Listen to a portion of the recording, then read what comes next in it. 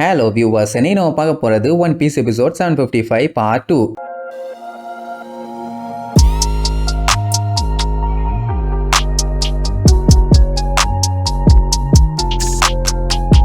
Open பண்ணா இங்க நம்ம லூஃபி, அந்த வாண்டா, கேரட் இவங்க 3 பேரும் அப்படியே பொறுமையா போயிட்டு இருக்காங்க. லூஃபி என்ஜாய் பண்ணிட்டே போவான். என்னடா ஃப்ரெண்ட்ஸ் எல்லாம் செத்து போயிட்டாங்கன்னு அவன் சொல்லியிருக்கான். ஆனாலும் லூஃபி ஏன் இப்படி ஜாலியா வரான்னு கேட்டா அவனுக்கு சுத்தமா நம்பிக்கையே இல்லை. ஏன்னா அவன் ஃப்ரெண்ட்ஸ் எல்லாம் அவ்வளவு சீக்கிரத்துல கொல்ல முடியுமா? அந்த ஒரு நம்பிக்கை தான். சரி ஓகே, இதுக்கப்புறம் எல்லாம் டைம் வேஸ்ட் பண்ண வேண்டாம், சட்டு புட்டுன்னு கிளம்பலான்னு சொல்லி அடிச்சு புடிச்ச ஷார்ட்கட்ல வேகமா போவாங்க. இவ்வளவு வேகமா அது போகும்னு லூஃபி எதிர்பார்க்கவே இல்லை. நல்லா ஜாலியா என்ஜாய் பண்ணுவான். அண்ட் அது மட்டும் இல்லாம இவங்க போற வழியில ஏதாச்சும் மரம் கிடந்துச்சுன்னா இடையில பிரேக் எல்லாம் போறது இல்லை, இடிச்சு தள்ளிக்கிட்டு போய் இருக்கும். லூஃபி பார்த்துட்டு இந்த இடமே சூப்பரா இருக்குது, இன்னும் நான் நிறைய எக்ஸ்ப்ளோர் பண்ணுமா. சோ அப்படி வேகமா டிராவல் பண்ணி போயிட்டு இருக்கும் போதே திடீர்னு அந்த இடம் மொத்தமும் ஃபாகியா மாறிடும். என்ன இந்த இடம் இப்படி இருக்கு? சரி ரைட், இப்ப இவங்க வந்துட்டாங்க, ஜோரோவும் மத்தவங்களும் வந்துட்டாங்களா இல்லையான்னு தான் டவுட். ஆல்ரெடி வாண்டா நான் டைரக்ஷன் சொல்லிட்டேன், எப்படியும் அவங்க அந்த கோட்டைக்கு வந்துருவாங்கன்னு சொல்லி வாய மூடல. நம்ம எல்லாம் ஷாம்பிள்ஸ் பண்ணி எல்லாத்தையுமே அவங்களுக்கு முன்னாடி கொண்டு வந்துருவான். உடனே உசோப்பு பார்த்துட்டு, டே லூஃபி உன்னோட காது அது கடிச்சதே, என்னாச்சு நல்லா இருக்கியா அப்படி இப்படின்னு நடுங்குவான். அவன் இழிச்சுக்கிட்டே அதெல்லாம் ஒண்ணு இல்லடா லூசும்பான். சரி ஓகே, லூஃபியா அவங்களும் தான் பிரிஞ்சு போனாங்க, இப்ப எல்லாருமே ஒண்ணு சேர்ந்தாச்சு. அட்டாக் பண்ணவங்களுமே இப்ப நல்லவங்க தான். அதனால இனி டைரக்டா போய் சஞ்சய் மத்தவங்களை கண்டுபிடிச்சிடலாம்னு பார்த்தா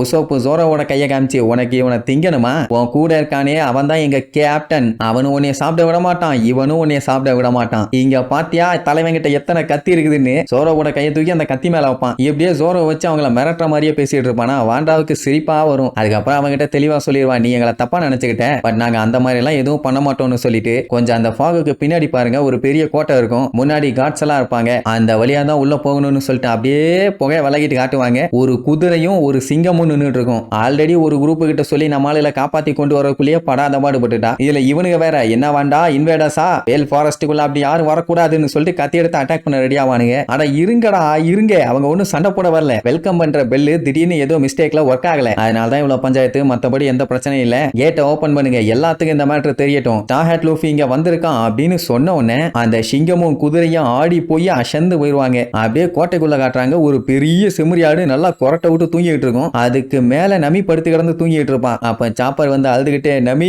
லூஃபியும் மத்தவங்களும் வந்துட்டாங்க, நமி சேஃப்டியா வந்துட்டாங்க, நல்ல வேலை அவங்களுக்கு எதுவும் ஆகல அப்படி அப்படின்னு கதறி கதறி அழுவான். உடனே அவளுக்கும் சந்தோஷம் தாங்க முடியல. சாப்பர் கத்தனதை கேட்டு அந்த செம்மறியாடு அடிச்சு புடிச்சு எந்திரிச்சு, எது உங்க ஃப்ரெண்ட்ஸுங்களும் வந்துட்டாங்களா அப்படின்னா ரொம்ப சூப்பர் அப்படின்ட்டு அவங்கள பார்க்க கிளம்புவாங்க. எங்க வாண்டா உள்ள கூப்பிட்டு வந்து எல்லாத்திட்டையும் இன்ஃபார்ம் பண்ணுவா, நம்மளை காப்பாத்தானவங்களோட ஃப்ரெண்ட்ஸுங்க வந்திருக்காங்க, அவங்கள கெஸ்டா வெல்கம் பண்ண எல்லாம் ரெடி ஆகுங்கன்னு சொல்லுவா. உடனே எல்லாம் வாய பறந்துருவாங்க. என்னன்னா ஏகப்பட்ட மக்கள் நம்ம ஆளுகளை சும்மா வளைச்சு வளைச்சு வெல்கம் பண்ணுவாங்க. இப்படி ஒரு மரியாதையை அவங்க எதிர்பார்க்கவே இல்லை. லூஃபி ஜாலியா என்ஜாய் பண்ண ஆரம்பிச்சிருவான். வாவ் செம்மையா இருக்குதுன்னு. உசோப்பு ஆக்சுவலா எதிர்பார்த்து வந்தது இது இல்ல. உள்ள எல்லாம் கரட முரடா காட்டு எருமை மாதிரி இருப்பானுங்க. உள்ள மாட்டின உடனே கை காலுன்னு எல்லாத்தையுமே செப்பரேட்டா பிரிச்சு வச்சு சாப்பிடுவானுங்கன்னு பார்த்தான். ஆனா வெல்கம் பண்றது கொஞ்சம் வித்தியாசமா தான் இருக்குது. ஜோரோ என்ன நினைச்சானாமா, மனுஷங்களை பார்த்தா இவங்க ஒண்ணு சேர மாட்டாங்க, அவங்க கூட ஒத்து போக மாட்டாங்கன்னு நினைச்சானாமா. ஆனா இப்படி இருக்காங்களேன்னு சொல்லி கேட்டா, மத்த மிங்ஸுங்க தான் ஹியூமன்ஸை பார்த்து பயப்படுறாங்க, ஆனா நாங்க அப்படி இல்ல, எங்களுக்கு உங்களை பத்தி நல்லாவே தெரியும், எங்களை பொறுத்த வரைக்கும் நீங்க எல்லாம் மங்கி மிங்ஸுங்க தான், என்ன முடிதான் இல்ல, மத்தபடி நீங்களும் குரங்குங்க தாங்கிற மாதிரி சொல்லுவா. நீங்களும் அதே மிங் ட்ரைப் தான், ஆனா அதுல வேற டைப்,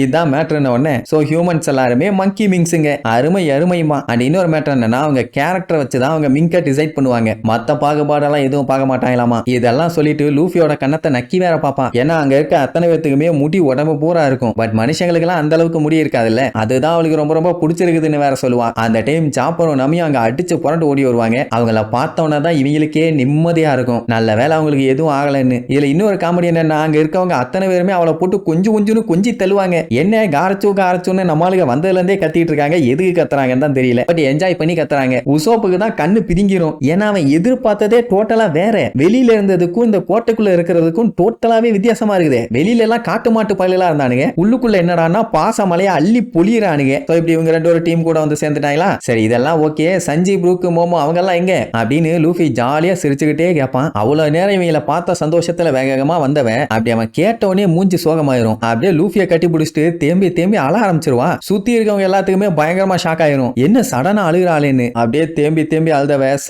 சஞ்சின்னு இழுப்பா. அடுத்து என்ன சொன்னான்னு தெரியல, அதை அடுத்த எபிசோட தான் பார்க்கணும். இவ அழுகிறதெல்லாம் வச்சு பார்த்தா சஞ்சய் ப்ரூக் மத்தவங்க எல்லாருமே இறந்துட்டாங்களா, ஆனா ப்ரூக் தான் சாக மாட்டானே, என்ன பஞ்சாயத்து ஆச்சுன்னு தெரியலையே. சரி அடுத்த எபிசோட்ல பார்க்கலாம். டாடா.